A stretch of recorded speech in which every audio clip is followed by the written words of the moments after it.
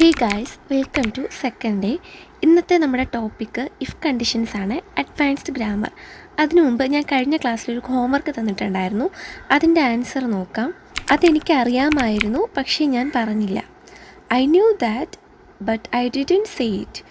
I knew that but I didn't say it. ഇന്ന് നമ്മൾ ഒരു 10 കണ്ടീഷൻസ് ആണ് നോക്കാൻ പോകുന്നത്.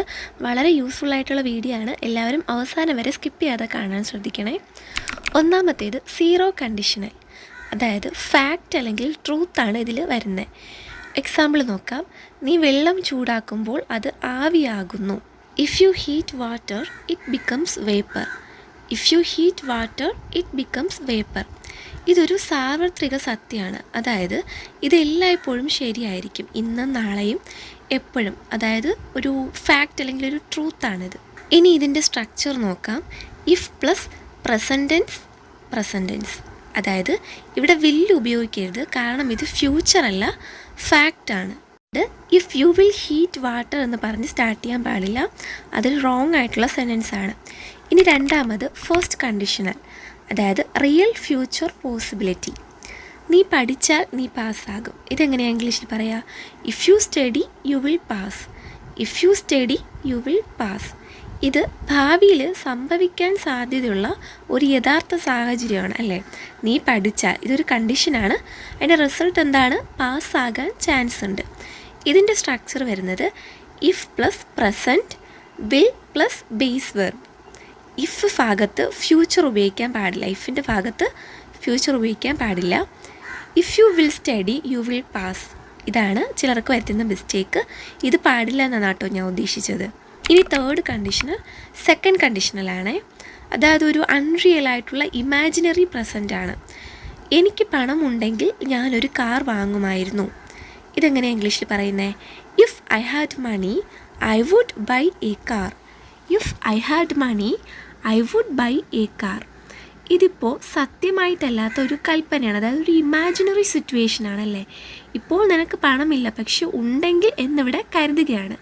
ഇതിൻ്റെ സ്ട്രക്ചർ വരുന്നത് if plus past tense, would plus base വെർബാണ്. ഇവിടെ പാസ്റ്റ് ടെൻസ് ഉപയോഗിച്ചാലും ഇത് പാസ്റ്റ് അല്ല, കാരണം ഇതൊരു ഇമാജിനേഷൻ മാത്രമാണ്. ഇവിടെ ഇനി ചിലർ വരുത്തുന്ന മിസ്റ്റേക്ക് നോക്കാം. If I have money I would buy എന്ന് പറഞ്ഞ് സ്റ്റാർട്ട് ചെയ്യരുത്, അത് റോങ് ആയിട്ടുള്ള സെൻറ്റൻസ് ആണ്. ഇനി നാലാമത്തേത് തേർഡ് കണ്ടീഷണലാണ്, അതായത് പാസ്റ്റ് റിഗ്രറ്റ്. ഒരു എക്സാമ്പിൾ നോക്കാം. നീ പഠിച്ചിരുന്നെങ്കിൽ നീ പാസ്സായേനെ. If you had studied you would have passed. If you had studied you would have passed.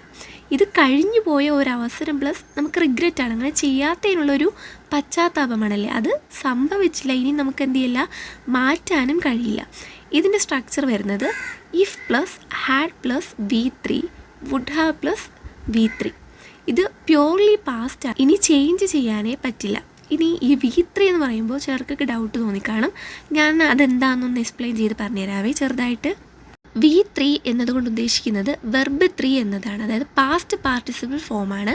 മലയാളത്തിൽ പറയുകയാണെങ്കിൽ ക്രിയയുടെ മൂന്നാം രൂപം അല്ലെങ്കിൽ പൂർണ്ണമായ പ്രവൃത്തി സൂചിപ്പിക്കുന്ന രൂപം. കുറച്ച് എക്സാമ്പിൾ നോക്കാം. Go, went, gone. അപ്പോൾ ഈ ഗോൺ ആണ് ഇവിടുത്തെ V3. ഗോൺ എന്ന് പറയുമ്പോൾ പോയത് അല്ലെങ്കിൽ പോയിരിക്കുന്നു എന്നാണ് വരുന്നത്. ഇനി ഈറ്റ്, ഏറ്റ്, ഈറ്റേൺ. ഈറ്റേൺ ആണ് ഇവിടുത്തെ V3, അതായത് കഴിച്ചതാണ് അല്ലെങ്കിൽ കഴിച്ചിരിക്കുന്നു. ഇനി ഡു, ഡിഡ്, ഡൺ. ഡൺ ആണ് ഇവിടുത്തെ V3, ചെയ്തതാണ് അല്ലെങ്കിൽ ചെയ്തിരിക്കുന്നു എന്ന് പറയും. So if plus had plus V3 structure. എങ്കിൽ, ചെയ്തിരുന്നെങ്കിൽ എന്ന് പറഞ്ഞിട്ട് പാസ്റ്റിൽ നടന്നിരുന്നെങ്കിൽ എന്ന് നമ്മൾ ആലോചിച്ച് പറയുന്നതാണ്. ഒരു എക്സാമ്പിൾ നോക്കുമ്പോൾ നിങ്ങൾക്ക് കുറച്ചുകൂടെ മനസ്സിലാവും. ഞാൻ പഠിച്ചിരുന്നെങ്കിൽ ഞാൻ പാസ്സായേനെ. If I had studied I would have passed. If I had studied I would have passed. ഷോർട്ടായി പറഞ്ഞ V3 എന്ന് പറയുമ്പോൾ ചെയ്ത, പോയ, കണ്ട എന്നതുപോലെയുള്ള വാക്കുകളാണ്. ഇനി അഞ്ചാമത് മിക്സ്ഡ് കണ്ടീഷണൽ, അതായത് പാസ്റ്റ് പ്രസൻറ്റ് റിസൾട്ടാണ്. ഞാൻ പഠിച്ചിരുന്നെങ്കിൽ ഇപ്പോൾ നല്ല ജോലി ഉണ്ടാകുമായിരുന്നു. If I had studied I would have a good job now. If I had studied I would have a good job now. ഇവിടെ പാസ്റ്റ് ആക്ഷൻ, അതായത് പ്രസൻറ്റ് റിസൾട്ടാണ്. കഴിഞ്ഞ കാലത്ത് ഞാൻ പഠിച്ചില്ല, അതിൻ്റെ ഫലം ഇപ്പോൾ ജോലിയില്ല. മനസ്സിലായോ? അതായത് പാസ്റ്റിൽ ചെയ്യാത്ത ഒരു കാര്യം നമ്മളെ പ്രസൻറ്റിന് എന്ത് ചെയ്തു, അഫക്റ്റ് ചെയ്തു. ഇനി ഇവിടെ ശ്രദ്ധിക്കേണ്ട ഒരു കാര്യം, റിസൾട്ട് പ്രസൻ്റ് ആയതുകൊണ്ട് വുഡ് ഹാവ് അല്ല വുഡ് ആണ് ഉപയോഗിക്കുന്നത്. അതുകൊണ്ട് would have had a job now എന്ന് പറയുന്ന സെൻറ്റൻസ് തെറ്റാണ്, അങ്ങനെ പറയാതിരിക്കുക. ഇനി ആറാമത്തത് അൺലെസ് അല്ലെങ്കിൽ ഇഫ് നോട്ട്. നീ പഠിക്കാതെ നീ വിജയിക്കില്ല. ഇതെങ്ങനെ പറയും? Unless you study you will not succeed. Unless you study you will not സസീഡ്.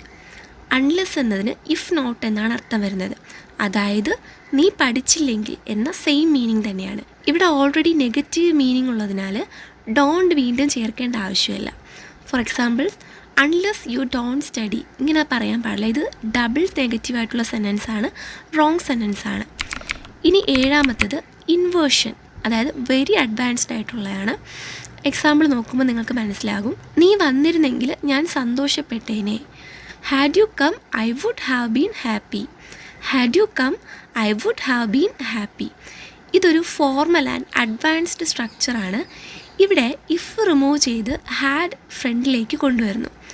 നോർമലായിട്ടുള്ള സെൻറ്റൻസ് ആണ്. If you had come I would have been happy.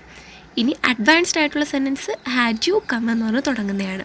ഇനി ഇവിടെ നിങ്ങൾക്കൊരു മിസ്റ്റേക്ക് വരാൻ സാധ്യതയുള്ളത് ഹാഡ് യു കെയിം. ഇതൊരു റോങ് ആയിട്ടുള്ള സെൻറ്റൻസ് ആണ്. ഓൾറെഡി ഹാഡ് ഉപയോഗിച്ചതുകൊണ്ട് കമ്മെന്ന് ഇട്ടാൽ മതി കേട്ടോ, കെയിമിൻ്റെ ആവശ്യമില്ല. ഇനി എട്ടാമത്തത് provided that or as long as. ഇത് നിങ്ങൾക്ക് കേൾക്കുമ്പോൾ ചെറിയൊരു ഡൗട്ട് തോന്നും, എന്നാലും എക്സാമ്പിളൂടെ നോക്കുമ്പോൾ ക്ലിയർ ആവും. നീ ശ്രമിച്ചാൽ നീ വിജയിക്കും. ഇത് ഇംഗ്ലീഷിൽ you will succeed provided that you try. You will succeed provided that you try. ഇത് കേട്ട് നിങ്ങൾ പേടിക്കേണ്ട, ഞാൻ അതിൻ്റെ എക്സ്പ്ലനേഷൻ ഒന്ന് പറഞ്ഞുതരാം. അതായത് ഇത് ഫോർമൽ കണ്ടീഷനാണ്, ഒഫീഷ്യൽ ഇംഗ്ലീഷിൽ യൂസ് ചെയ്യുന്നതാണ്.